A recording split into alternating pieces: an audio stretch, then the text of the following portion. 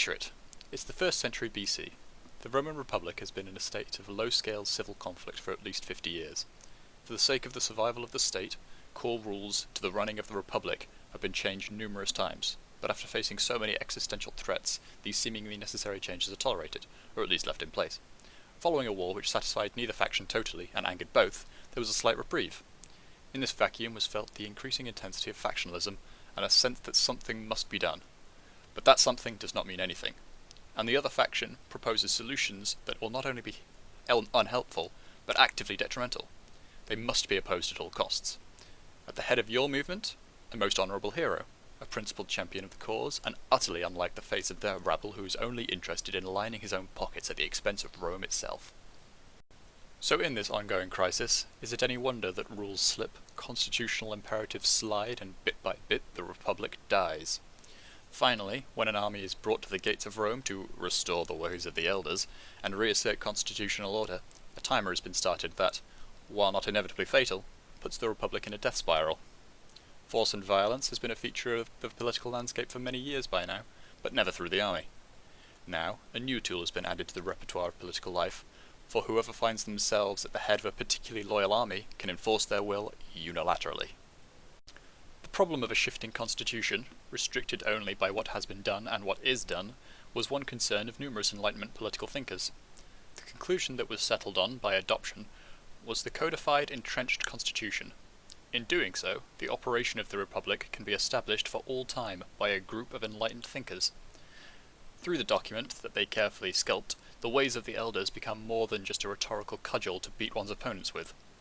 They become a written record to consult as the sovereign values above which no politician or leader can claim to be. They can perhaps attain the often claimed dream of a state run not by men, but by laws. And yet, there is a problem in all this. The document is incapable of interpreting itself, or enforcing its own will. It may command loyalty of a sort, but still lacks the ability to explain the full intention of its wording, or clarify itself in light of a new and relevant development.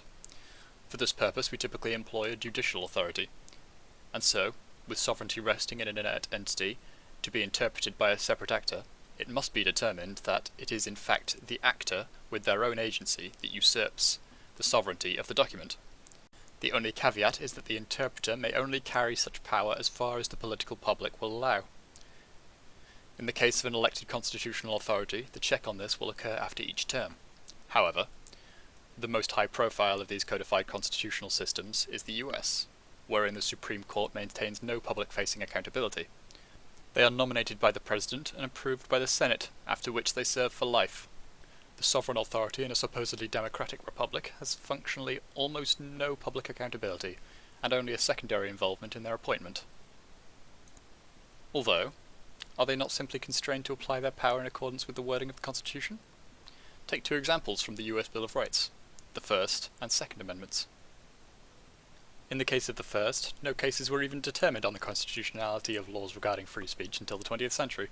During the first part of the century, 4 cases beginning with Schenkt versus United States in 1919 set the precedent that a demonstrable, clear and present danger was all that was necessary to convict a citizen for speech alone. However, 50 years later in Whitney v. California, openly violent and revolutionary rhetoric became constitutionally protected. In the case of the Second Amendment, although it has largely always been the case that the state authorities have had some amount of autonomy over the regulation of firearms within their borders, the situation has changed somewhat from almost total freedom to own any sort of firearm up to and including the most potent cannons of the day, to, by the time of United States versus Miller in 1939, a shotgun with a barrel length under 18 inches being an item not guaranteed by the Second Amendment. Clearly, the text is malleable to the whims of the adjudicators, but let us grant some credit to the authors of these foundational documents. They did not hand this power to the court themselves. Through Marbury versus Madison, the court was able to grant itself sovereignty over all other branches of government, with the Constitution as their weapon and life terms as their shield. Perhaps more relevant to the Roman comparison, but harder to quantify, so too does the Constitution lack the ability to enforce compliance. Korematsu v. United States and Plessy v. Ferguson both serve to demonstrate that the Constitution is ultimately subservient to the whims of prevailing notions. In the case of the latter particularly, although not overtly contradicting the Constitution itself, allowed for an open secret that the states discriminated as they pleased.